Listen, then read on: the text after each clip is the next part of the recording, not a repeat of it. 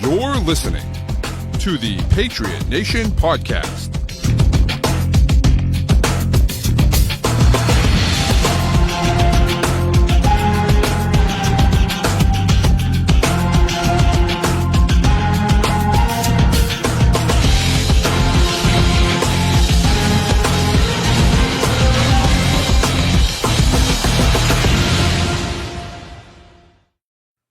What's up, everyone? This is your host, Matt Zajian here with the Patriot Nation podcast on the CLNS network of podcasts. You may notice Pat Lane not here yet. He's on his way. He should be with us shortly. But I am very happy to be here with CBS Sports' JP Acosta, co-host of the Pushing the Pile podcast. How are you doing tonight, JP? I'm doing good. We got a pretty important game coming up on Sunday, so I'm excited to talk about it. Yeah, we're going to get right into the defenses here. We did our episode last night. We went in depth on the offense for both sides. We want to do the defense here. JP, we wanted you for that. Get a little talk in the trenches here. That's right. That's what I'm here for. I'm ready to talk about some defense. All right, let's jump right in. I want to talk about the Seattle defense.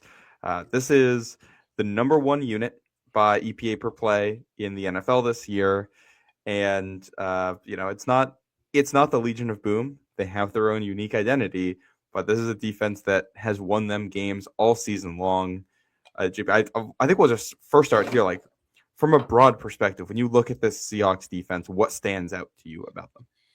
So this Seahawks defense is what a modern defense should look like. They are the pinnacle of a modern defense when it comes to front mechanics, run defense mechanics, how they play their second level defenders, and their ability to close space over the middle of the field. And Mike Bedard did such a good job of it when he was with the Ravens, when he was at the University of Michigan.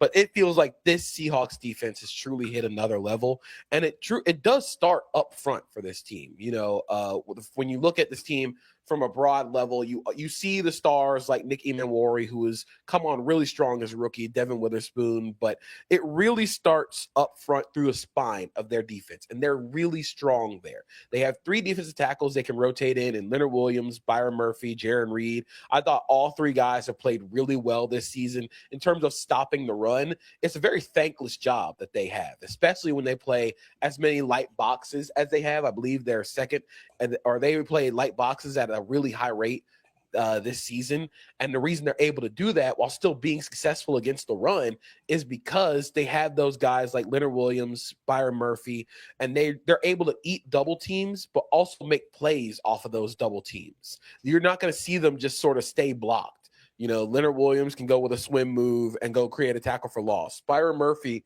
is one of the better block deconstructing, I guess you could call him a nose tackle, but defensive tackles in the NFL. And Jaron Reed comes in and he kicks butt against the run. And where you go from there is you also have these two edges. And Uchenna Nwosu, who has not gotten a lot of attention since coming back from injury, but he has been phenomenal for the Seahawks. And then Tank Lawrence on the other side. And they just crater tight ends in the run game. And that's what you need from a 4-down defense, especially when you're playing light in the run game.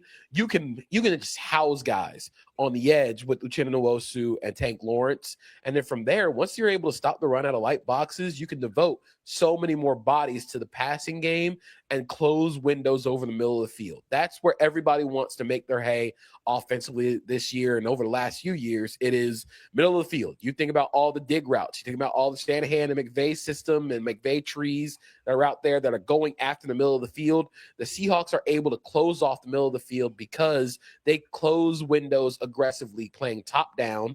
And they also have a linebacker in Ernest Jones, who isn't like the most athletic guy, but I do think he has a really good understanding of spacing and route distribution. And then again, you just have all these arms and all this length in the middle of the field, especially when they go to dime and you put Nick Emmanwori at linebacker next to Ernest Jones. You move Devin Witherspoon to nickel. And then from there, you just have all these guys who can close windows with speed, with long arms. It just makes it so tough to throw the ball around them. Well, I think you mentioned a couple key things in there. I want to pull up a couple stats. You talk about the light boxes, and you talk about the run defense. The Seattle defense ranked first in EPA per play against as a run defending team, first in success rate against as a run defending team. They had 5 or more defensive backs on the field 92.5% of the time in the regular season. And they can put guys out there to defend the pass and not just stop the run out of those looks, but utterly dominate the run out of them. And I think they are able to dictate to offenses because of that. And that's what makes things unique for them. And I think that's one of the keys to defense in the NFL in 2025 or now in 2026 is the ability to control the game script and force the offense to play on your terms. Just some players know. I think you hit all the big names there, but just to give some stats to it too. The sack leader for Seattle this year has 7 sacks. They got 3 guys that have done it. Byron Murphy has 7. Leonard Williams has 7. Uchenna Nwosu has 7. And DeMarcus Lawrence, we mentioned, has 6 right there behind them. That's not mentioned. Like Drake Thomas has 3.5. Nick Emenwuri has a couple. Jordan Reed has a couple. Boye Mafe only has 2 sacks this year. He's the 4th edge rusher on this team, and he's someone who could probably start and take over a game. Teams. He could start on 20 teams easily, which I will say, as someone who's starting to look ahead a little bit, the Patriots looking at free agency. Mafe is scheduled to be a free agent this year, so just a name to keep on the radar there. But yeah, this is a team that has depth and that will force you into advantageous situations. I want to talk about how they got there with the draft real quick, only just from an organizational perspective. Devin Witherspoon, your first-round pick in 2023, 5th overall pick. Byron Murphy, your 16th overall pick last year, taken in the first round. Nick Emenwuri, 35th pick, so top of the second round this year.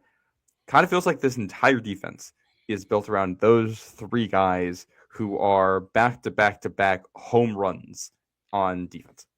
Yeah, and it feels like what the Mike Macdonald defense did, they really turned it up with Nick Emenwuri and with that pick. And when he got drafted by the Seahawks, everybody's like, oh, this is Kyle Hamilton. And he's really not, because Kyle Hamilton did a lot more in coverage. Like, he was covering guys downfield. What Nick Emenwuri is essentially the most athletic Sam linebacker in the NFL. And the way that they play him by just eliminating flats and eliminating yards after the catch opportunities with tight ends and running backs, they don't really ask him to do a lot of deep coverage, which is fine. That's not where his forte is.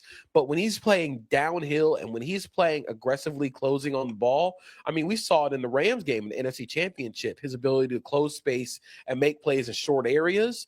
But what you're able to do when you have strength up the spine of the defense, like I said, with Byron Murphy. And then you go and get Emenwuri, who will play linebacker at times. And Devin Witherspoon, feels like we don't talk about Devin Witherspoon enough because he hasn't had the best year coverage-wise, but I think he is so important to this defense in terms of versatility. Like, you can get into dime, you can get into nickel without taking your most important players off the field because of Devin Witherspoon. So you have all 3 of those guys that you hit on back to back to back, like you said, and just like that, you have completely shifted this defense. This defense has found a completely new identity in 2 years under Mike Macdonald, and it's a lot of credit to John Schneider and to Macdonald for finding out what guys you want to prioritize and how they best maximize in that defense. When you look at, I think with Witherspoon and Emenwuri, the fact that you get 2 guys who can defend like the seams in the passing game, you can defend the flats aggressively and tackle well, and you can come up and make plays in the running game. And then when you have 2 guys who can defend, those are the most important areas, I think, to defend in football right now, because that's kind of, if you have guys who are pass defenders who can run defend in those spots, or guys who are run defenders who can pass defend in those spots, you can dictate to other teams what's going to happen. And that's what Seattle has done all year. Coverage-wise, I know the Seahawks play a lot of zone. Is it more match zone or more spot drop? They're a very aggressive match zone team. They're going to try and match everything. They play a lot of quarters, a lot of quarter, half. But you can also tell when they feel like there's only one threat on the field receiving-wise, and they'll just play man.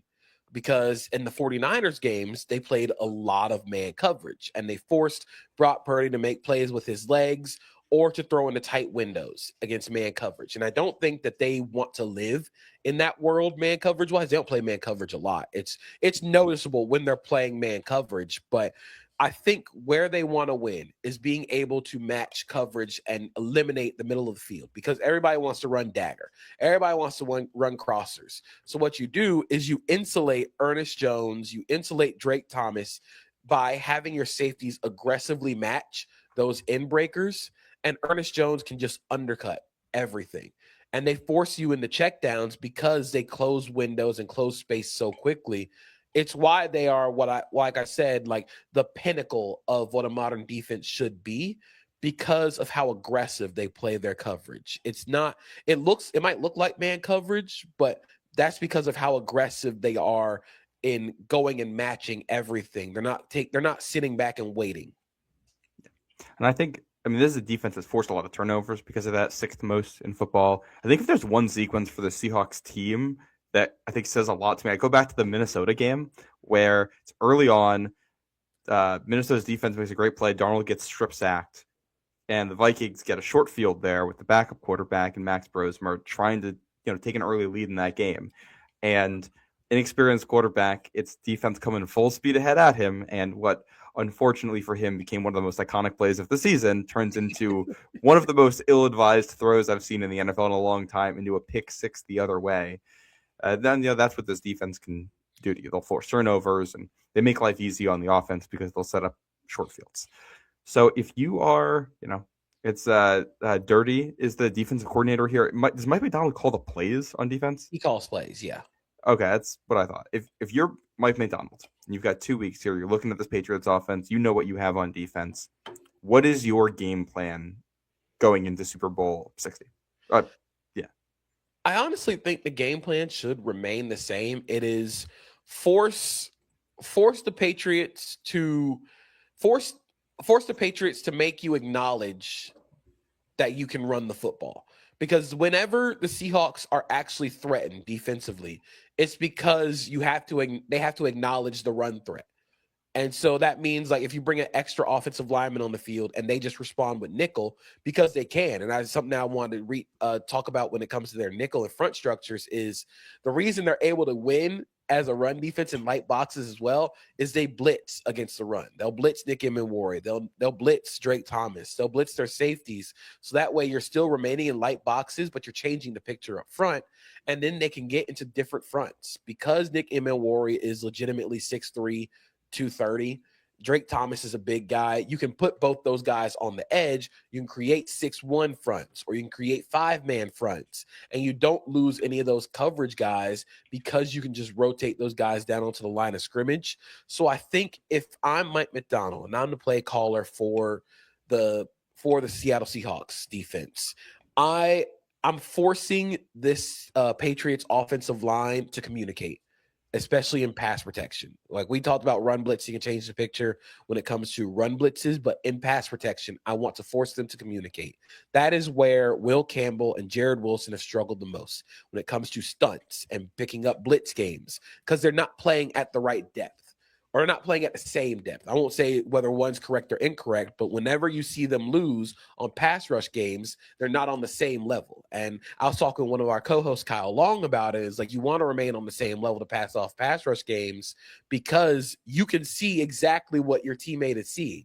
You can just easily pass that off and make them go across the formation instead of going vertical in between the two, because that's exactly what you want.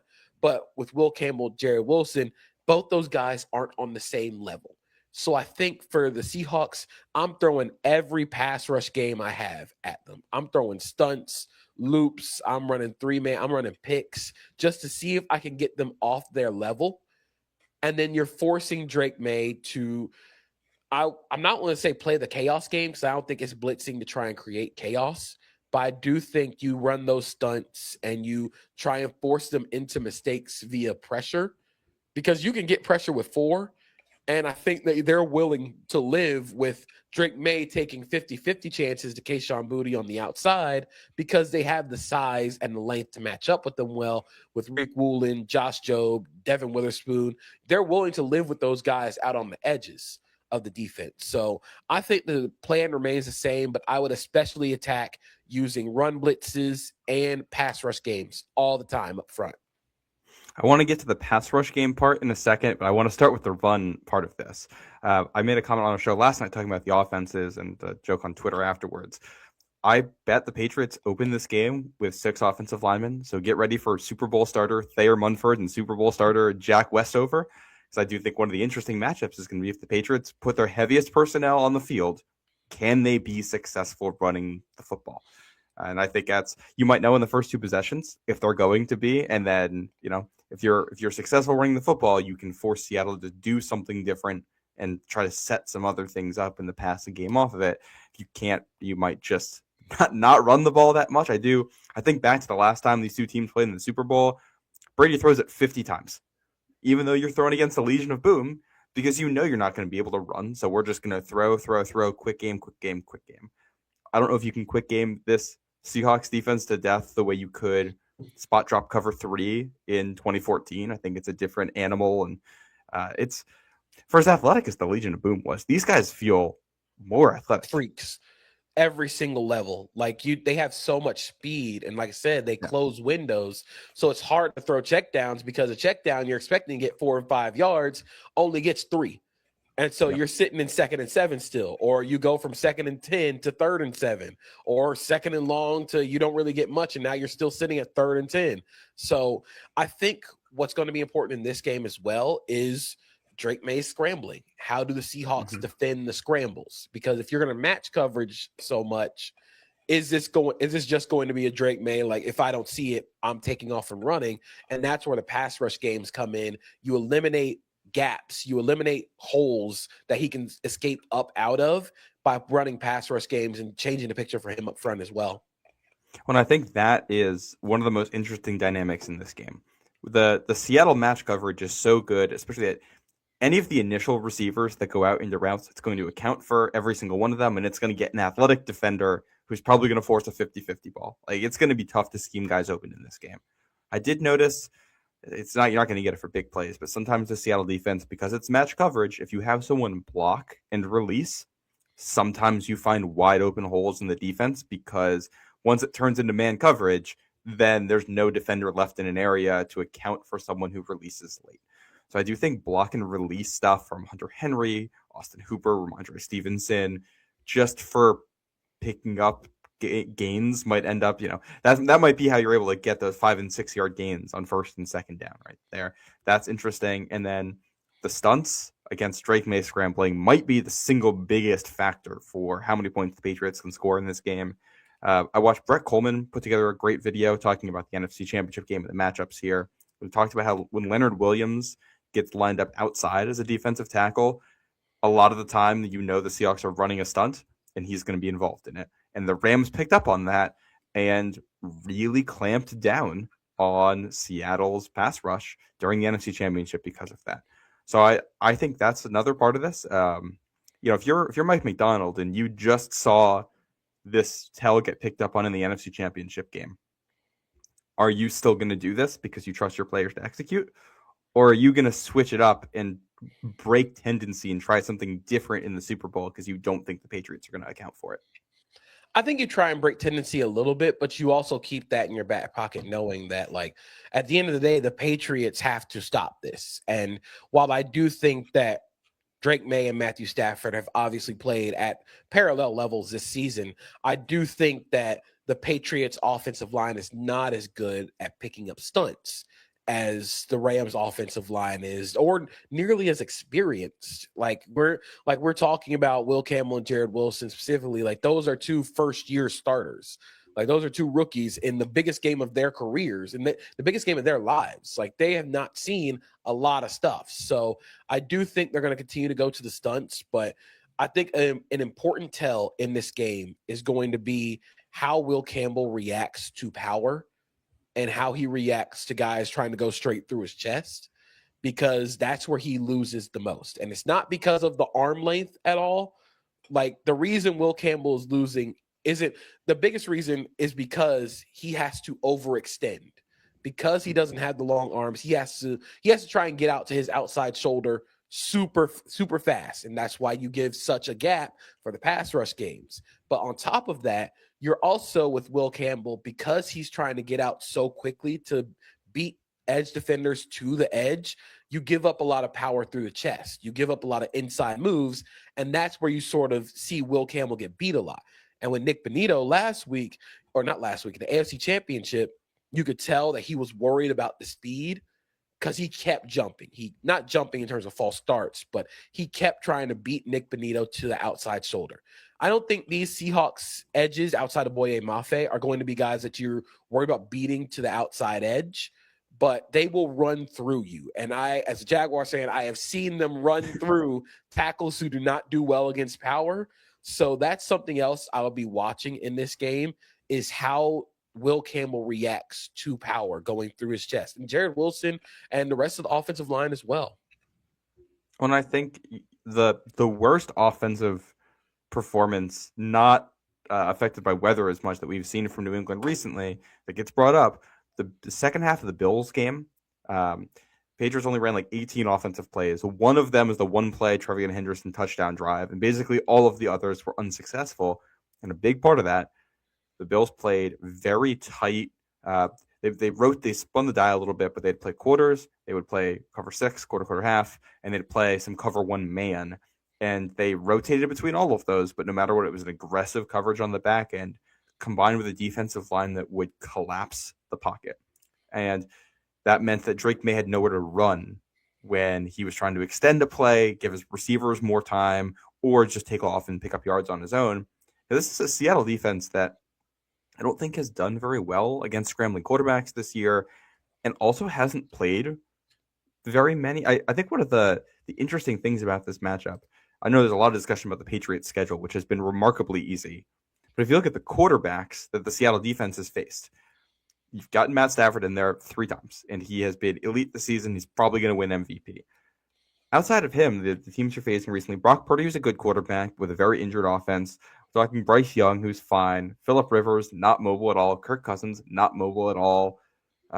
And Max Brosmer and Cam Ward, who had a decent game against them. That's someone who's mobile, and that game ended up being surprisingly close. So I think that is if you're going to dictate something to the Seattle defense, I think having a quarterback who can hit the deep shots, and I don't think Drake May is going to be necessarily as effective as Matthew Stafford has been against this defense, but someone who can be maybe in that tier, who can hit shots down the field, who can threaten you and can turn the 50-50 balls into 60-40 with ball placement, combined with someone who can threaten you with his legs, that might be a new dynamic that Seattle hasn't seen all year long. And I think that part about hitting the deep shots on top of hitting tight window passes. We talked the Cam Ward game. Cam Ward was throwing and completing a lot of tight window passes. That's what the Seahawks force you to do. You gain their respect through hitting passes over Ernest Jones, like Matthew Stafford did a lot when these two teams played throughout the regular season. You have to be willing to throw into tight coverage, because you can't sit and try and check down this game away, because Seahawks will just sit on you and they're going to force you into 3rd and longs, and you're not going to win. So you got to be aggressive, and I think that's something that Drake May is going to do in this game. I don't think that Drake May is going to willingly take checkdowns in this one. I do think they're going to still try and hit middle of the field passes, and May has the ball placement to go and win, especially on those vertical shots. It's just now, can you create enough separation to win? Can Kayshon Boutte create enough separation? Can Stephon Diggs create separation on the inside? And I wonder in this game, how much does Stephon Diggs play on the inside versus outside, especially on early downs, to avoid Devin Witherspoon at nickel? Do you try and get him matched up against Eamon Worry, or do you try and get him matched up against a safety like Kobe Bryant or Julian Love for the Seahawks, just to try and get some easy ones going to really make them acknowledge that Diggs is going to be a factor in this game? Oh, yeah, and I think you talk about the tight window throws. I go back to the Houston game in the divisional round where, the 3 touchdowns that Drake May throws in that game. You've got a 4th down tight window throw to Pop Douglas, who makes a catch on a ball that gets deflected. You've got Stephon Diggs making a catch in traffic while getting hit on a slant in the end zone. And obviously the Kayshon Boutte one-handed grab. I think you're going to need players to make those types of plays again against this defense. That'll be a big matchup. One player the Patriots didn't have there, who probably also factors into this in a big way, is Mac Hollins. Talk about a guy who can make those catches. He's done it all year long. He's been a safety blanket for Drake May. In some ways, it almost feels like as Hunter Henry has gotten a little bit older, Mac Hollins has filled some of that void as the blocker and big body target. You can just throw the ball to, even when he's covered, because you think he can make a play. I think that's going to be interesting. Are there any particular receiver versus DB matchups that you're worried about from Seattle's perspective, or that, if you were to look at it from the New England side, that you're going to try to seek out? I think when it comes to ones you might be a little worried about is the Hunter Henry stuff. And the biggest reason is because if they're going to play and force you to play in 6 offensive linemen, or they're going to try and be heavy in this game and try and run play action, I do think Hunter Henry has sort of gone underrated this season in terms of Patriots like receiving targets, but he has been as reliable as they come for Drake May. And it's sort of indicative for the Seahawks that you really sort of want to avoid Ernest Jones in coverage matching against tight ends. So you have Kobe Bryant, Julian Love hammering down as aggressively as they do. I do think Hunter Henry, Austin Hooper, I think the tight ends are going to play a big factor in this game, especially if they want to start taking shots over the middle of the field, being a little bit more aggressive, and really sort of taking control of this game and forcing the Seahawks to acknowledge that you're in 12 personnel. You're going to force them into base. Yeah, I think Henry's going to be interesting. I also look at, you talk about the safeties hammering down. You play a lot of quarters. That means that you can get one-on-one matchups with a receiver on a safety down the field.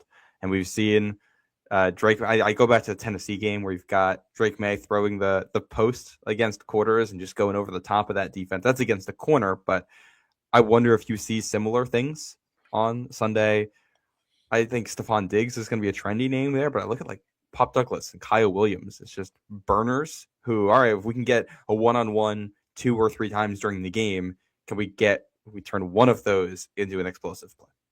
Yeah, and I think in this game, the biggest things you're looking for if you're Seattle going against the Patriots offense is Mays scrambling, them trying to hammer you in 6 offensive linemen, trying to get big on you, and then it's the deep shots. It's the verticality. Can you force them to eat their vegetables offensively? Can you force them to make the 6 to 8 yard gains? Can you force them to gain their yards in short bursts instead of hitting the haymaker over the top of the defense?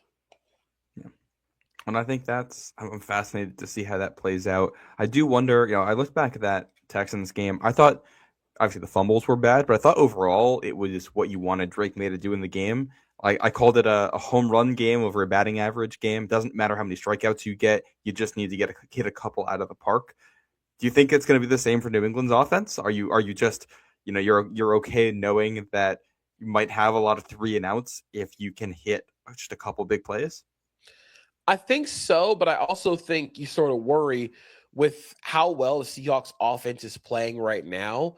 You don't want to fall behind too much trying to chase the home runs. So I do think early in this game, I think they're going to try and hit them. I think they're trying to hit them over the top early to force him to acknowledge that deep ball, to acknowledge the explosiveness of this offense. It might come out of 6 offensive linemen. It might be out of jumbo where you try and get heavy play action and throw a shot downfield. But I do think that's going to happen early in the game to sort of throw that jab out there. Let Seahawks know that you got it. When I think back, the last time these teams played in the Super Bowl, I'll always remember the visual of the first play from a scrimmage. I don't know if you remember this at all, but the very first play of the game, they send Rob Gronkowski as far wide as you can get. He is almost on the sideline off the field. And the entire reasoning for that is just, we know the Seahawks like to play cover 3. We also know Gronk is an animal and almost impossible to defend. So we're going to put him in the weirdest spot on the field, and we're going to see, how do you match this up? You want to get that information right away. And I expect the Patriots to do something similar. You don't have a Gronk, so it'll be different. The closest thing to Gronk in this game is probably Nick Emmanwori, just as an athlete. Yeah, it's fun. Emmanwori. I don't know. I don't know if there's a Gronk in this game, but if it is, it might be one of the Velociraptors on that defense. I said it last night, but you know how when you watch college tape, sometimes you turn it on, you don't know who you're looking for, and you watch 2 plays and you immediately know, oh, that's the NFL prospect on this team. That's how Nick Emmanwori looks when you just watch the Seattle defense play right now, which is unbelievable for a rookie. Yeah, for all the guys that are on that defense and all the impact players that they have, Emmanwori is the one who is consistently creating the impact splash plays, and he allows them to be versatile and be different when it comes to their structures, their run fronts, and I think having that just completely unlocks their defense. One final question on the Seattle side before we get to New England's defense. The Patriots get into the red zone. This is a very good Seattle red zone defense still. We know the Patriots, in big games, they like to break out the Drake May run game stuff. Once they get down there, they save it for the big moments, but you saw it in the Buffalo game with a couple touchdowns earlier this year, and we saw it in the AFC Championship game. Like, this is what they save it for. So if you know that QB run game stuff is going, is there anything different you're doing in the red zone, or is this, for the most part, trusting your system, trusting your guys, and continuing to do the stuff you've done all year? I think this is where I spy Drake May. I think in the red zone, especially because you know that he is going to be a threat down there with his legs. And again, because I feel like Seattle's sort of willing, and this is going to be a big tell in this game, is Seattle willing to play man coverage against these receivers for the Patriots? They have shown, like I said, they've shown that they're willing to play man coverage against offenses that have only one threat to get consistent separation. They'll just double them. But I do think in this game, in the red zone, Drake May's legs going to be a huge threat. So I do expect Seattle to sort of spy him in that area. I do think if there's going to be a changeup that gets thrown in this game, it would probably be Seattle coming out and playing cover one man with a spy. Yeah, I think that's the changeup. I think for expecting so much aggressive match coverage, I think coming out and cover one, or coming out and just immediately spying and jamming the receivers at the line of scrimmage, I think that's going to be the big thing that they can change if you're Seattle's defense. I know I said one last question, but the jamming, one other thing here. Riq Woolen, I think, is maybe one of the most hot and cold corners. Very good player, very emotional player. I do wonder, Mac Hollins is someone that is physical and will talk. Kayshon Boutte is someone that's very physical. Stephon Diggs is Stephon Diggs. Does this game come down to one of those guys getting under the skin of Riq Woolen and winning that matchup, or drawing a penalty at some point, like we saw almost turning the tide in the NFC Championship? I do think there's going to be a little bit of an aspect of like rage baiting Riq Woolen. I think that's going to be a huge part of this game because he has the length and the speed to be a monster in this defense, especially on the outside and against the Patriots, where you just want to disrupt the timing. You want to disrupt the flow of the offense, and it's not just through like blitzing and stuff. It's through jamming at the line of scrimmage and forcing them to play through tight coverage. That's the best way you can sort of disrupt the flow of this Patriots offense. So I think you're probably going to see Hollins a lot over there, just to kind of, again, sort of get under his skin a little bit, try and get him riled up, because you just want to keep jabbing at him, keep jabbing at him, see how he defends these vertical passes. But I do think there's going to be a little bit of like, we're going to try and play the game with him. I think we're going to get a lot of talking on Sunday. I think this will be an old school slugfest, and both teams trying to get under each other's skin and feeling each other out, and excited for that. Any final notes on the Seattle defense? Anything we didn't talk about that you think might be important? I mean, I guess we didn't really talk about Seattle blitzing. They don't do it that much, but they're good at it. They don't do it that much, but when they blitz, they get home. And that's, again, through the stunts. And Mike McDonald has this amazing clinic they had when he was the defensive coordinator of Ravens. He makes every pressure package look the same. So you might think you're getting one thing up the middle of the offensive line, but they're bringing their edge and they're bringing their nickel. Their ability to show different things and do different blitzes out of different multiple coverages and multiple looks is what makes them great. So I think that's going to play an aspect of it. But I do sort of think if the Seahawks can get pressure with 4, then they're not going to blitz in this game. That'll be one of the matchups right there, which they have not been as good getting pressure with 4 when they're not bringing the twists and stunts. So that's where if New England's offense can dictate and force them out of that stuff, because you have to contain, maybe Drake May gets the time to sit in the pocket and make the plays. This is definitely a strength on strength matchup. I can't wait. I think this is what decides the game, probably. Oh yeah, this is going to be a big, like this is what everybody wants to come and see. This is like the main card of the fight. Yes, it absolutely is. We're gonna get to the undercard here in a second with the Patriots defense. I'm gonna pay the bills here real quick first. A reminder: this podcast is brought to you by Prize Picks. Big game is almost here, and there's no better way to cash in during America's biggest sporting event than Prize Picks, where it always feels good to be right. Since the big game is right around the corner, that also means it's the last chance to get into the football action before next season. So close the season outright with Prize Picks by getting $50 instantly in lineups when you play your first $5. We got a lot of big players in this game. Drake May obviously being an MVP candidate. A lot of talented players on Seattle, including Jackson, Smith, and Jigba. So some fun lines on all of those guys. I recommend checking out. You can find your community on Prize Picks too with the new social feeds feature. You can share Prize Picks with your friends and copy lineups from winners with a single click. Copy lineups you like or use them as inspiration for your own picks. You can even follow Prize Picks partners like us and tail or fade our picks with just one click. And Prize Picks now has early payouts. If your player gets off to a hot start, you now have the option to cash out those winnings before the game even finishes. We talked about Patriots maybe taking a deep shot early. Maybe that pays off for you. Download the Prize Picks app today and use code CLNS to get $50 in lineups after you play your first $5 lineup. That's right, code CLNS to get $50 in lineups after you play your first $5 lineup. Prize Picks, it's good to be right. All right, back to this Patriots defense, the other side of the ball. I think this is a Patriots defense that I will say this. Listening to all my podcasts this week about how people around the league and other media figures view this Patriots defense, seems like people aren't quite able to figure out exactly how good this defense is and exactly what they're actually going to be doing on Sunday. So I'm curious where you land on this. How good is this defense, and what are you doing on Sunday? I think this defense is pretty good, and I think that they have found their stride and found their identity in blitzing and being more aggressive.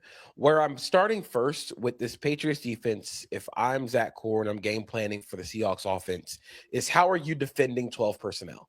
That's been the entire question everybody wants to answer against the Seahawks is, are you going to defend them with a light box? And I do think that the Seahawks offense has been a little hot and cold when it comes to running the ball out of light boxes. I mean, over their last few games, they had that one major explosive and great game rushing in against light boxes against San Francisco in the divisional round. But even against the Rams in NFC Championship, they had a 25% success rate against light boxes. So I do think there's still a little bit of variance with this run game.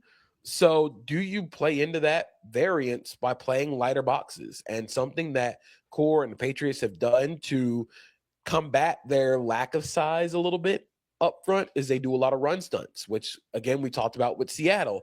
It is basically setting picks for everybody because K'Lavon Chaisson is somebody that you don't want Chaisson being on the field to be a tell that you're getting ready to rush the passer or we think it's a pass. So what they'll do is they'll stunt him. They'll stunt him inside with Corey Durden setting a pick for him. And that's how you kill those duo runs to the backside and you force them into Carlton Davis. And I think that that's going to be a huge portion of this game is how the Patriots decide to defend their 12 personnel, their 21 personnel, because if you want to defend them in base against 12 personnel, I do worry that they're going to get gashed as a passing defense because that's what Seattle wants you to do. They want you to put your base defense. They want you to put all three linebackers on the field, and then they're going to throw right over your head, or they're going to try and beat you over the top in explosive passes out of 12 personnel. So I do wonder in this game if this is going to be we're going to play light boxes, and as a passing offense against Sam Darnold, we have nothing to lose. Let's just go blitz him.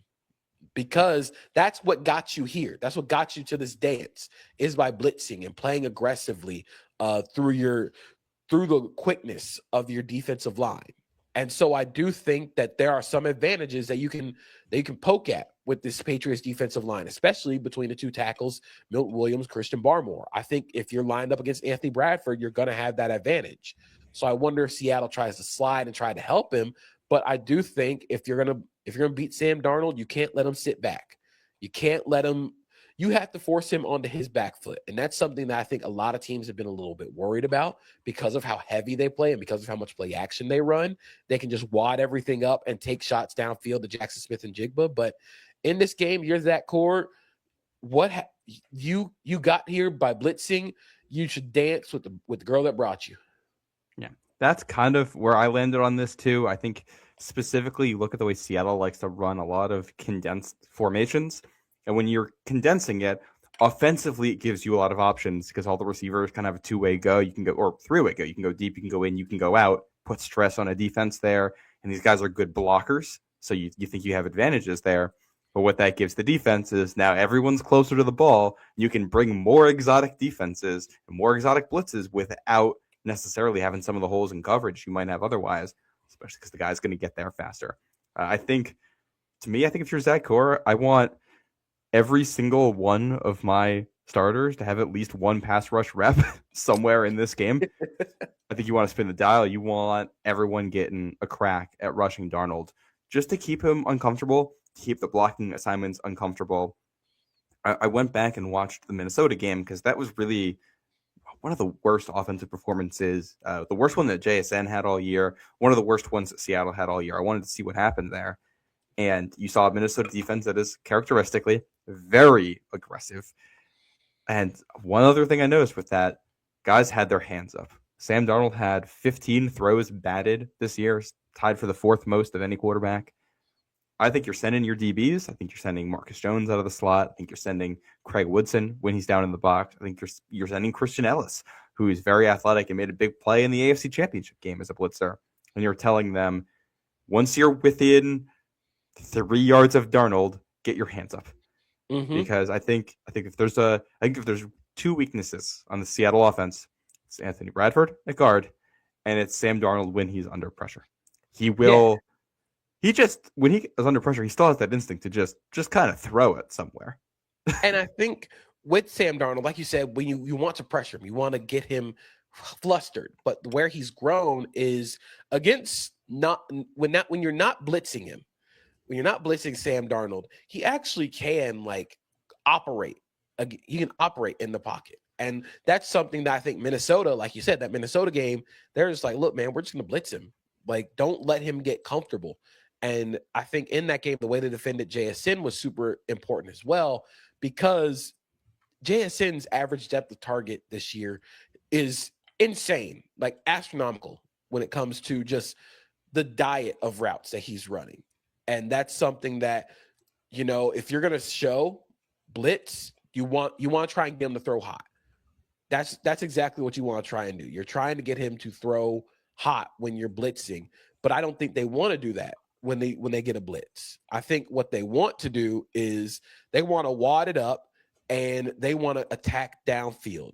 Jackson Smith and Jigba has 11.3 air yards per target this season. That's right up there with George Pickens, who is pretty much like the world-class deep threat in the NFL. So when they get pressure, they want to attack downfield. They want to force you.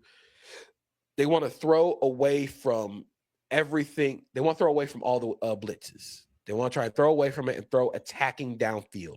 So just don't let them get comfortable. Don't force them to throw hot, and then you rally and tackle. This is why you go draft Chris Gonzalez early. This is why you pay Marcus Jones, Carlton Davis. This is why you go get those guys, because this is where they're going to make their money. I hate to change the subject on you real quick, but we have a key injury update for this game from the pool report. This came out at 9:45. It's 9:53 right now. Seahawks safety Nick Emonwuri left practice early today with an ankle injury. According to the pool report, quote, the rookie safety injured his ankle while defending a pass late in practice. He walked off the field on his own shortly before 4 p.m. Several players and coaches went over to comfort him before he left. McDonald said, quote, he had an ankle today. We brought him in to look at it, and we'll kind of go from here and figure out what are the next steps. Oh, no. Like, hopefully it's not bad. Hopefully it's not a bad injury. It doesn't sound concerning, but that's not great at all. Yeah, it's I don't really know how you can't tell at all the severity from this. But I guess I'll have to ask the question with that update, and we'll come back to the Patriots one. If Evan Worry is out, let's say he does not play in the Super Bowl, or he is clearly not at full capacity, who is the next man up for Seattle, and what types of changes do you think they're making? I think in that situation, they're moving Devin Witherspoon to nickel, and they're playing Josh Jobe at corner all game. Like that's the natural alignment that you do. That's why Devin Witherspoon played as much in nickel as he did last year. That's the benefit of having Devin Witherspoon, honestly, is you have got two of these guys. guys. You got two of those guys that can play nickel. So I think Seattle won't panic if Eman doesn't play, but if he doesn't and you have to put Witherspoon at nickel, that changes a lot when it comes to the fronts that you can play. You're not going to be able to walk Eman or you're not going to be able to walk Devin Witherspoon down to the line of scrimmage like Eman. Like, you're not going to be able to get into those 6-man fronts. So I'm curious if, again, that's a big if Eman doesn't play, how do you change the front mechanics and the levers you can pull against this Patriots offense? When I know for the Seahawks too, Mike McDonald has a big emphasis on next man up, and like they don't call it the practice squad, they call it like the next man, the ready list or something like that. Like the idea is to have these guys ready, and obviously, if Evan Worry is out, there just isn't, there aren't more athletes like that. So I do think that might change coverage wise what you can do. I will say one of the big things in Super Bowl 49, the last time these two teams played, is you have a corner go out. Jeremy Lane goes out early in that game on a play where he intercepts Tom Brady, and Cliff Averill goes out with a concussion during the second half, where team depth is massive here. So that might be tested. I will say if Evan Worry does not play, the Patriots are not beating the extremely fortunate allegations here with the with the string of injuries to opponents. That's unbelievable. That is, we're gonna get the Mickey Mouse run allegations if Eman doesn't play. We're gonna see a whole lot of the Mickey Mouse run, like when the Lakers won the title in the bubble, they call it the Mickey Mouse ring. Like, we're gonna get that, but I do think there's a lot of validity to this playoff run. Yeah. Well, I will say at the end of the day, what's that joke about doctors? Like, what do they call the doctor with the worst grades in his class? They call him a doctor. What do they call the worst Super Bowl champion? A Super Bowl champion. At this point, it doesn't really matter how. It just matters that you got the higher number on that scoreboard at the end of the night. They don't ask how, they ask how many. Yep. And I do think big picture, from a team building perspective, having depth is a math. Like, football is a war of attrition. If you don't have depth, then you get key injuries. Like, it sucks and it is unlucky. And that is also one of the things that the sport is designed to test about you. Yeah, and I think both these teams have great depth. And we're talking about the Patriots defense, but they can rotate legitimately 4 defensive tackles into the game with Milton Williams, Christian Barmore, Kyrus Tonga, Corey Durden. You can play Josh Farmer if you want to, but that's 5 defensive tackles. Farmer, he has not actually been reactivated off the IR yet, which is interesting. I don't know if they're going to play him or Leonard Taylor, who blocked the field goal. Taylor blocked the field goal. There's 5 defensive tackles that you can play if you want to, if you're the Patriots, that you have confidence in. You have Anthony Jennings. You have Caleb on Chison. I know Harold Landry's still been sort of nursing a knee injury. Yeah. He's listed, so I think we'll get to the injury report here for New England because I think it's important. Harold Landry listed as limited. Sounds like he's going to play. I don't know how. I don't think it's a question of if he plays. I think it's a question of how many good snaps can he give you. And then the other one, it's not an outside linebacker, but off the ball, Robert Spillane did not practice today. Ooh. And we talk about, I think there's been a lot made of the on-off splits with Milton Williams in this Patriots defense.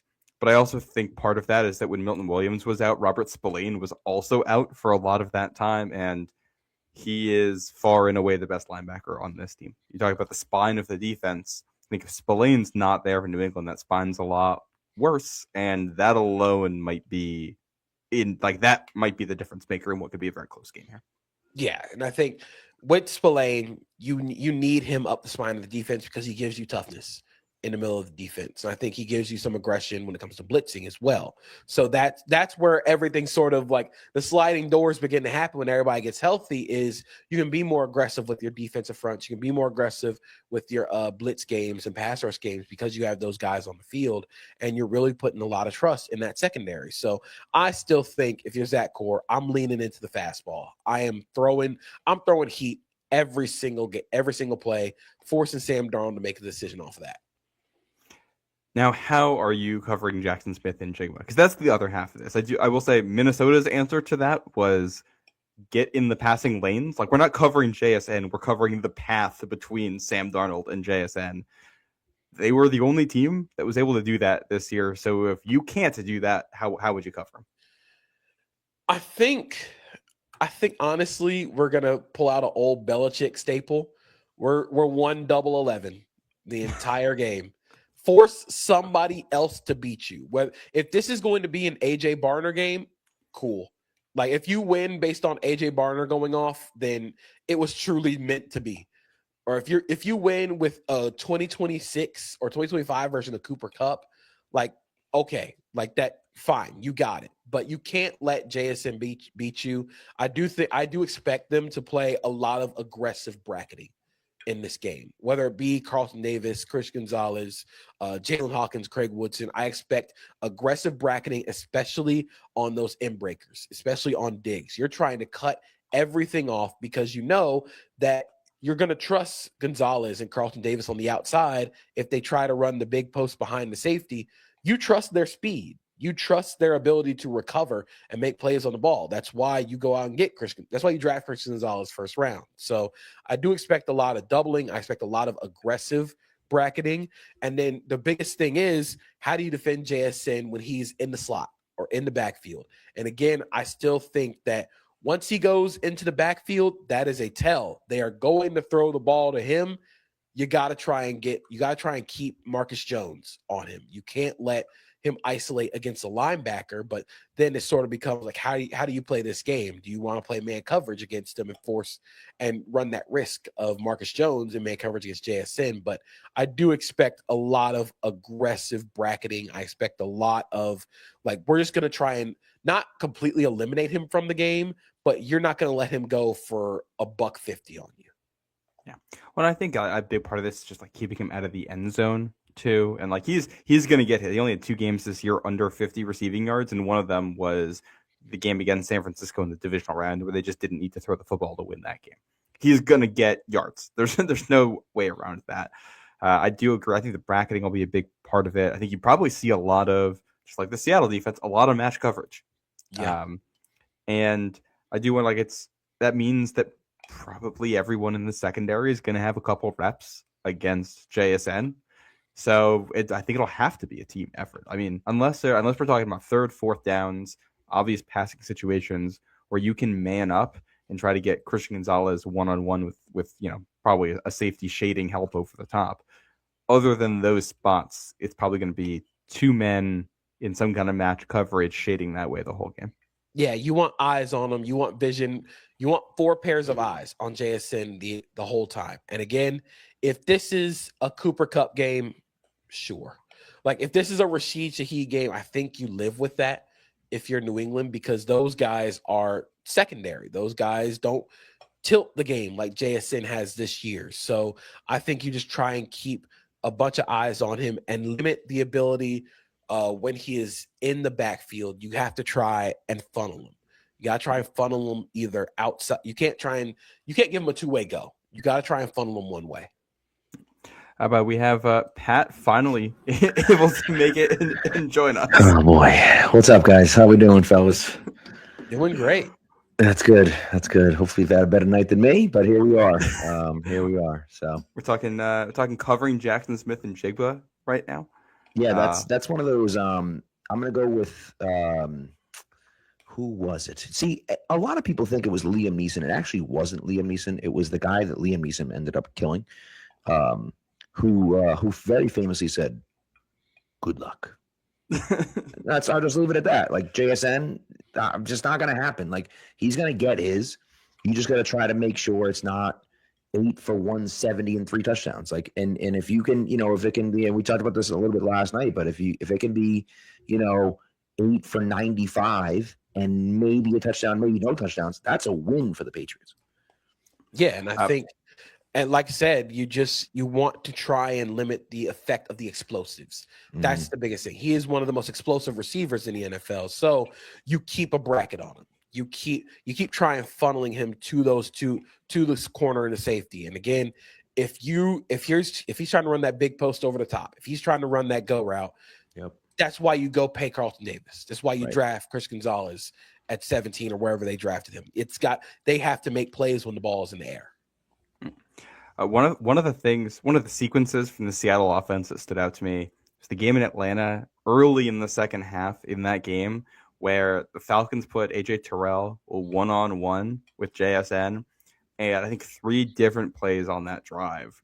It's play action pass, JSN just running away across the field, and I think they got 3 20-plus yard completions, ending in a touchdown drive. That was a game that was tied at the half, and with some special teams help, and then plays like that, they end up pulling away and kind of blowing out Atlanta. And I think Christian Gonzalez is better than AJ Terrell, but also JSN is, I think, on another plane right now. And just getting technical for 1 second, one thing I noticed about him and all these Seattle receivers, when they run over routes, they never stair step anything. They are just trying to run away from. They're getting away.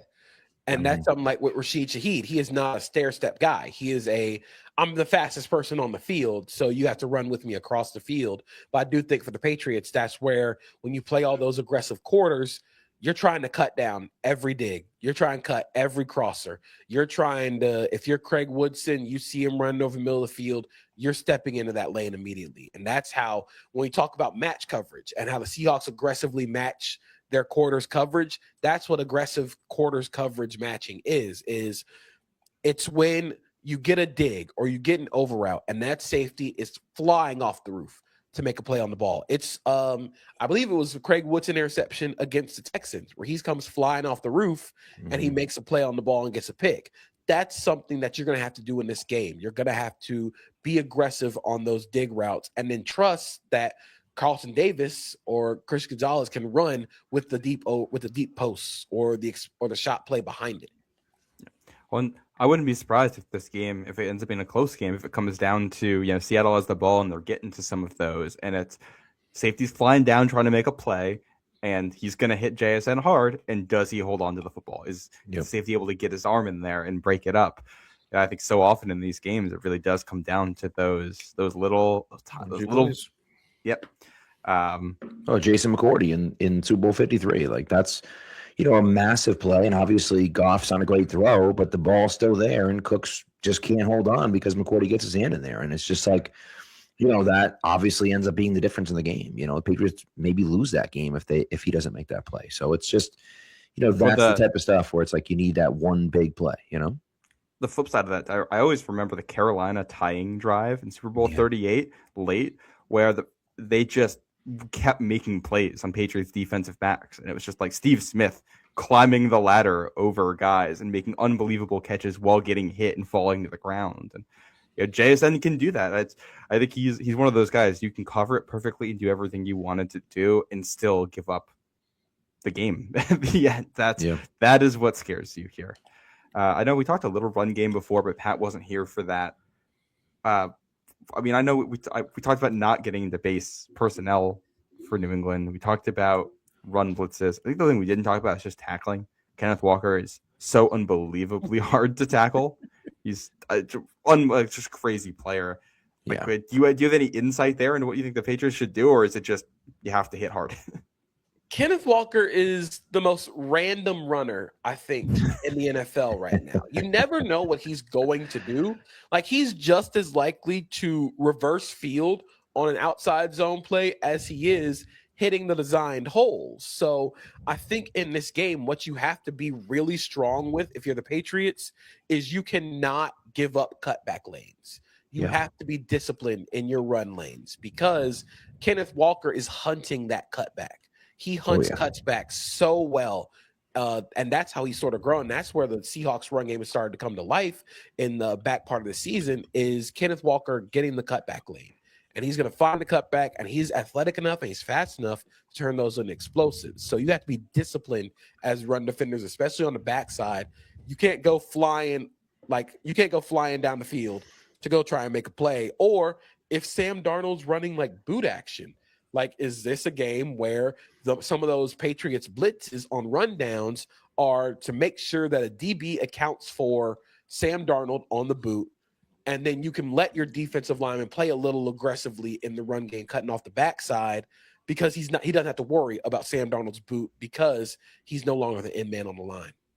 And I'm not actually worried about Sam Darnold's boot because, and obviously very different offense, but CJ Stroud tried that boot a few times, and it was an absolute disaster. Obviously, one of them had led to a pick six. Caleb on Chasen had a sack on another one. Like, I'm not super worried about that because I think their integrity over there is pretty good. Their backside integrity is pretty good. The point about the cutback lanes is just such a great point because you look at the numbers of,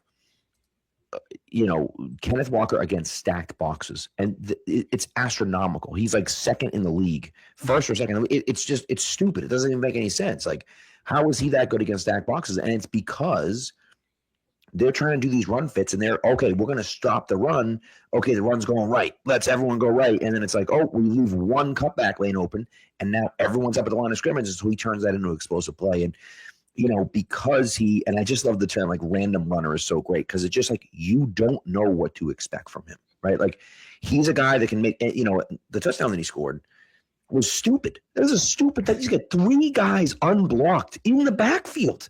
And he scored a touchdown on it. It's like, how is that even possible? And so that's the type of stuff where it's like you see that happen. You have to have the integrity all over the field.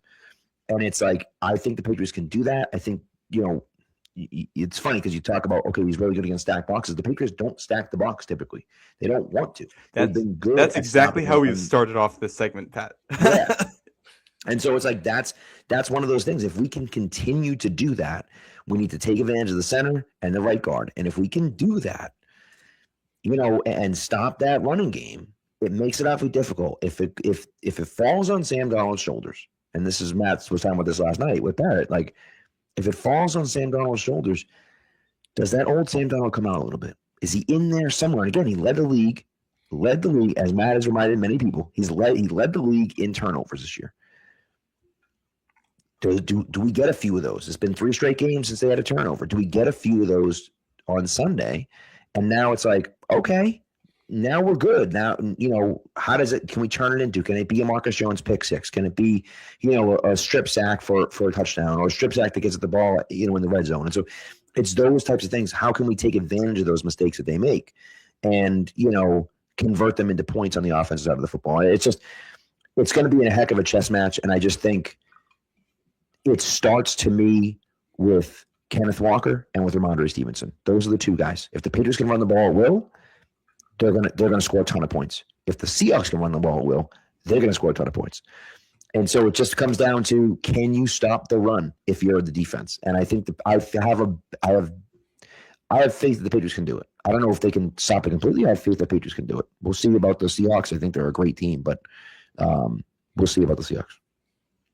And I do think that sort of where the Patriots defense has changed when it comes to being more aggressive with their run stunts and run blitzing, it's a great game to pull this out against because the Seahawks are such an outside zone-based team.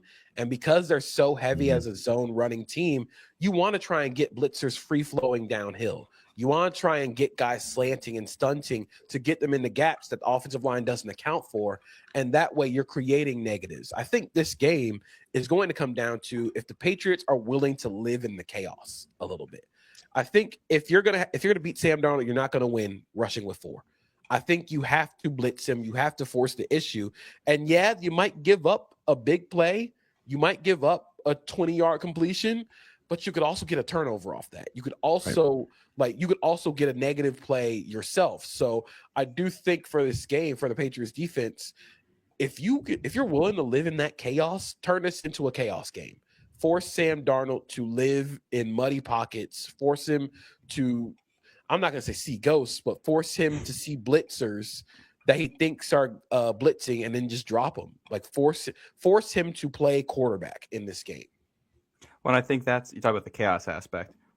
Your goal, I think, if you're New England, is to make this turn into a game of which quarterback makes better decisions and which quarterback makes better throws. Because if that's the game, that's the one position where you feel like you should have a decided advantage. I think. I think through this whole episode, like what we've talked about the Patriots defense doing, what we've talked about the Seattle defense doing, is not all that different. They want to do generally similar things. I think we're going to see more blitzing from New England than Seattle, but a lot of match coverage and a lot of overlap between them, and it probably comes down to which quarterback can sort through all of that, the chaos, better.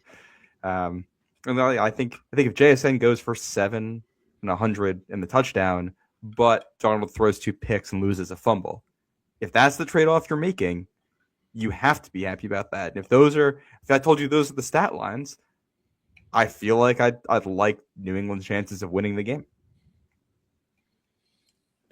I agree with you. And that's honestly that's the path to victory for the Patriots. And JP, it's a great point. Like, Adam, you can't just think you're going to win with 4 rushers. You gotta blitz the heck out of him, make him uncomfortable.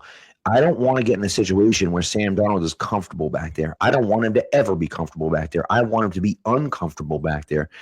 And part of the thing with Drake May, and look, we've talked about, I think the cover 6 a little blown out of proportion, just a little bit. Like, I know he struggled with cover 6 at times. I don't know how much they're going to run cover 6. I think May has struggled with it a bit, but I think that May knows he struggled with it a little bit. So now he's got 2 full weeks to work on. What does it look like? What types of decisions am I going to run? And McDaniels is going to try to call the right plays to get guys open in those situations. And so, could they run it a few times? Sure. But are they going to run it 30 times? Probably not, right? They're probably going to throw it out a few times and try to confuse him when they throw it out there. But, I just think, and Matt, to your point, like, if it comes down to which quarterback can make the right decisions at the right moments, I think everyone can trust that Drake May is going to do a better job than Sam Darnold. And also, Drake May and Matthew Stafford were neck and neck for the MVP vote, like neck and neck. So the question I have is, how did Matthew Stafford play 2 weeks ago against that Seahawks defense? Pretty damn good. So we think Drake May is going to have a terrible game against the Seahawks defense just because why? They're a good team. But they are. I'm not saying they're not. But like, Matthew Stafford just put up points on them. Drake May can't do that too? I don't know. That's where I'm at. I think you need the receivers to, because that's the Puka and Devontae thing. So that's all right. Can you get those one game of that from your skill guys? And like I said earlier, for Drake May to beat the Seahawks defense, he has to be willing to throw into tight windows. What Matthew Stafford does to beat the Seahawks defense is Ernest Jones is going to be there. He throws it anyway, and it's completion. It's those no-look passes over the middle of the field that beats the Seahawks. You have to do so much work to create those explosives and throw into tight windows. And I think Drake May is still willing to do that. I think that we're going to get some tight window Drake May passes. They might result in some incompletions, but the fact that you're going to take those risks and take those chances, you have to against this Seattle defense, because if you're just going to sit and check down, you're not going to win checking it down. And I also think where Stafford and May will be different in how they approach this Seahawks defense is, again, it's Drake May scrambling. And that's where I think, if we're talking large discussion about the MVP, why May has just as good of a case for MVP as Stafford is because he is such a good runner and such a valuable scrambler. I think that his scrambles are going to be a huge factor in a game where Stafford's scrambles really weren't. He had to win throwing into tight windows because he wasn't going to create as a passer outside of that. So I think for this game, May's legs are going to be a really, really big portion of it. Yeah. I think that might be a good spot to leave it. JP, do you have a game prediction here? Oh man. I probably should have one now because it's Wednesday. I do think this one's going to be a little bit low scoring. I'm gonna say 27-17 Seahawks. Okay. I do think this one's gonna be. I think it's gonna be a little bit of a slog. I think it's gonna be a little slow to start, but I worry about I worry if the Seahawks play man coverage and decide to spy Drake May. Can you get somebody other than Stephon Diggs open? Can you create in those tight windows? Are you willing to live with Kayshon Boutte against Reek Woolen one-on-one? Are you willing to live with Kayshon Boutte or Mac Hollins against Devin Witherspoon or Josh Jobe in those isolated scenarios? And I think Seattle's willing to do that. I don't know if New England wants to win that way. So I think I'm going to lean Seahawks, but I do think this game is closer than people are going to give it credit for. You mentioned the 27-17 prediction, and that all I could think of during this, I was thinking of that Celtics Warriors final series that was so close until all of a sudden the Warriors just couldn't stop making shots. And I think if you're New England, that's what you're worried about here is a game that's close through three quarters, and then you never get the stop on JSN or Kenneth Walker that you need down the stretch.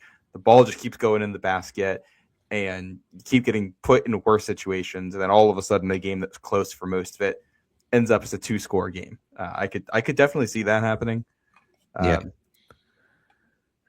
I think to prevent that, the Patriots need to come out fast.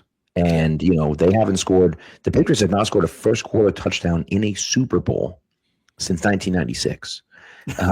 And so it's been a long time, right? It's been a while, That's one of the craziest stats of the Brady era. Is that they got one on the first play of the second quarter in Super Bowl 42. Yeah. They've never got one actually in the first quarter, which is just wild to think about, And so it's like they played in 9, and they never scored a first quarter touchdown in 9 Super Bowls. And you're talking about like some of the best offenses in the NFL. And so it's just kind of interesting, and it's almost like the OC for those teams is the same OC for this team. So you wonder if the Patriots start a little bit slower and they kind of try to feel things out. I don't know if they're going to feel that way, though. That's Bill Belichick versus Mike Vrabel. Vrabel might say, hey, we got to come out punching.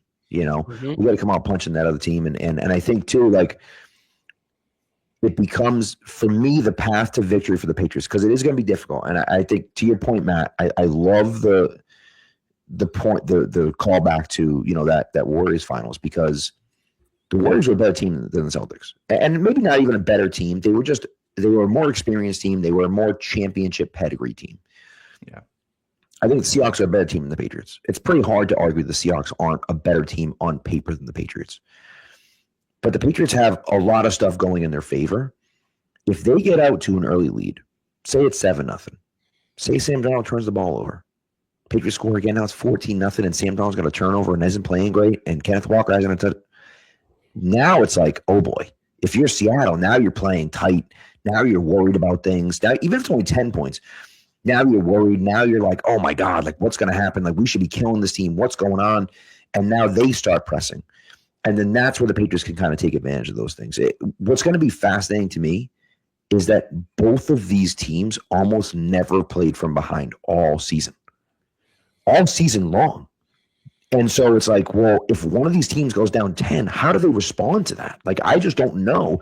Patriots had one game where they came back, but like for the most part, they were winning most of the games that they were in, right? I think it might have been tied and kind of come back, and the Bills game, they were tied and they won it at the end. But like, if one of these teams is down 10, 14 points, how do they come back from that in this biggest moment of the Super Bowl? And, that's going to be fascinating for me to see. And that's why I'm hoping the Patriots can jump out to a lead, because put Seattle in that situation instead of New England, because, I'd much rather have them trying to come back than us. Go and be aggressive to start. Yes. You can't play timid against the Seahawks defense. Right. It is funny. I do think this game should be close and low scoring. I had 2016 Patriots win. I think that's probably the kind of game you want if you're the Patriots. I will say, if it doesn't end up being high scoring and it turns into a quarterback duel, you also like your odds in that. But I think it has real blowout potential because of what you talked about. Neither team's played from behind a lot. Both teams have pass rushers that can really get there and can confuse quarterbacks. And both of these quarterbacks will put, especially fumble-wise, will put the ball on the ground. Mm-hmm. And then you add in, both defenses have shown that they can score on you. They have playmakers who can take turnovers back the other way. Both teams have elite punt and kick returners. I won't be surprised if the game if one team gets out to a fast lead, it just turned into a blowout because of the game script and the way that works. Which then, all right, like, does this then lead to a really awkward first quarter where both teams are? I don't think the teams are going to be timid because they're worried about that. I can't imagine a Mike Vrabel team being timid, but where both teams are just trying to feel each other out. And I don't know. Super Bowls, when you have 2 weeks to prepare, I feel like the first quarter of every Super Bowl is weird because it's so much mental.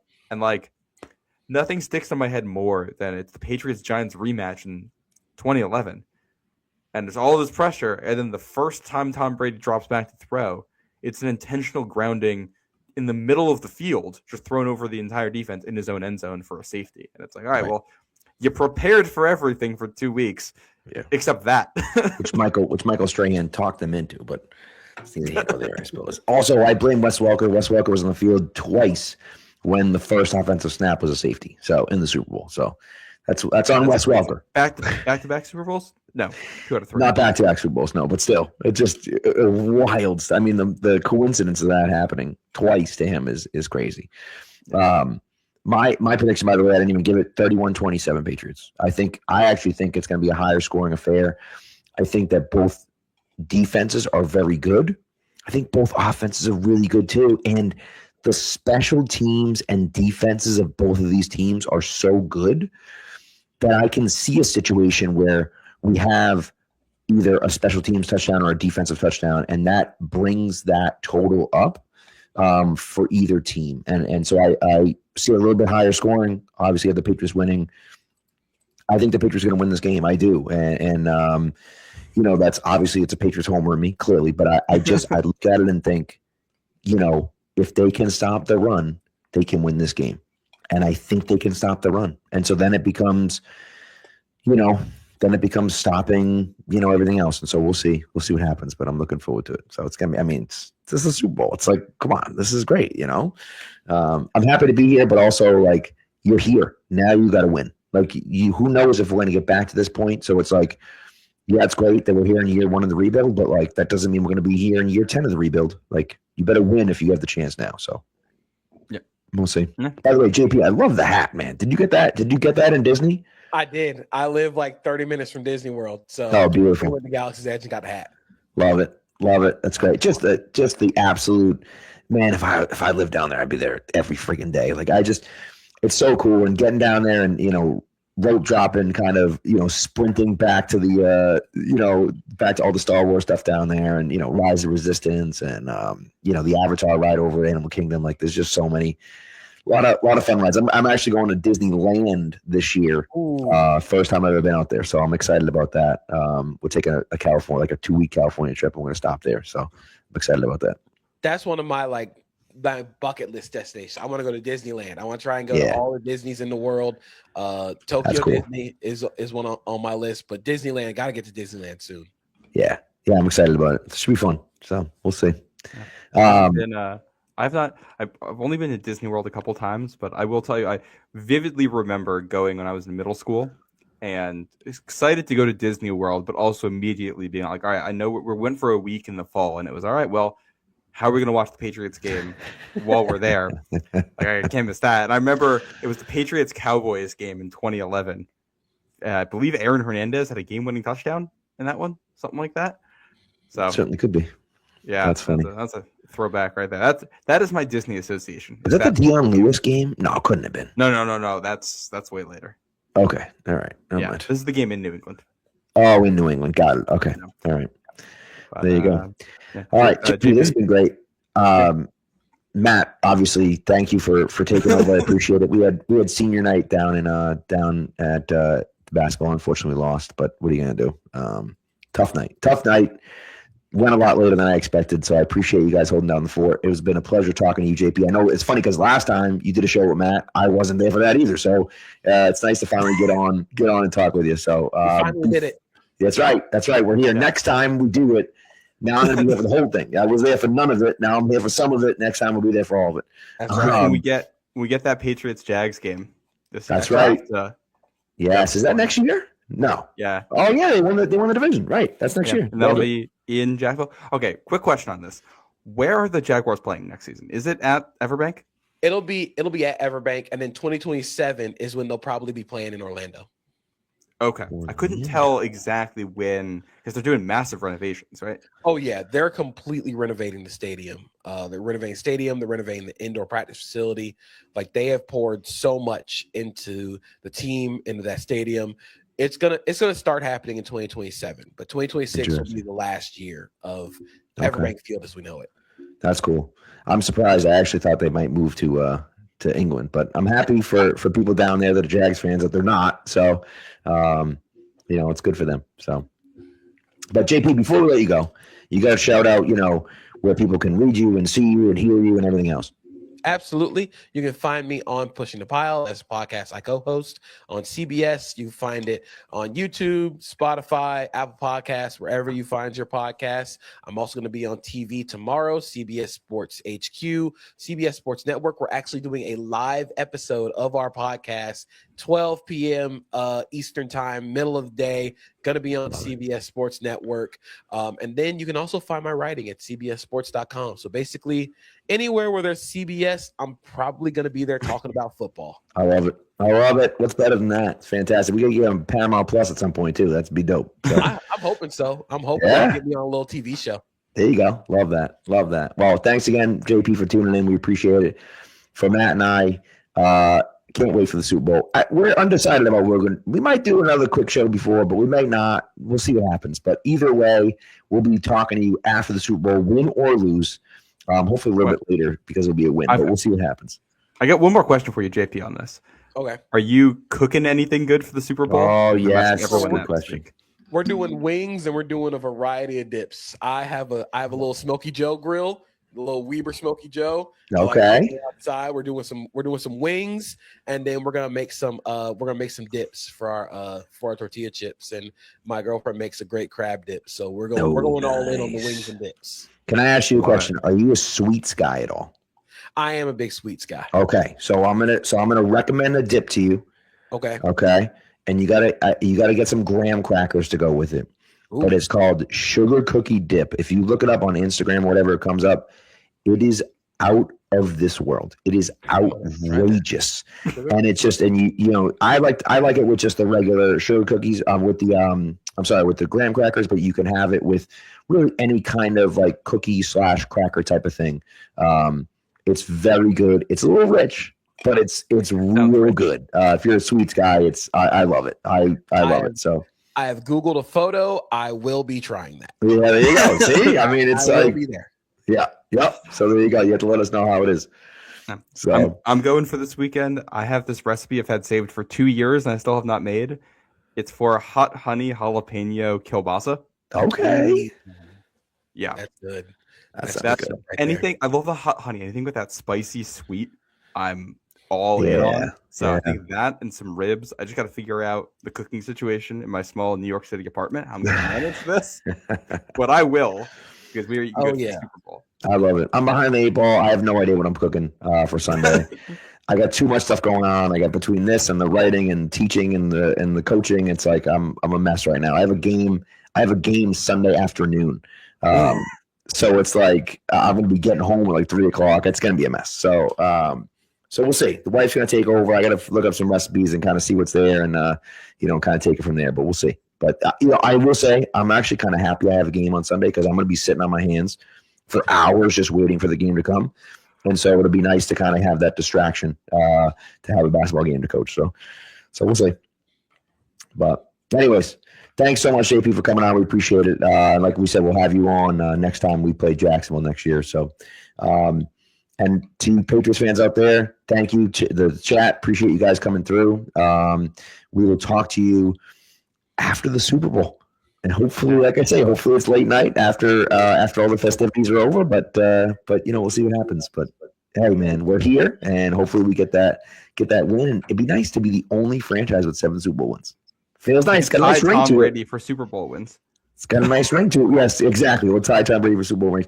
You know what we may have to do? We may have to envelop New York as part of New England. So now we'll have 7 states instead of just 6, so that matches with the rings. You know what I mean? I'm in favor of that.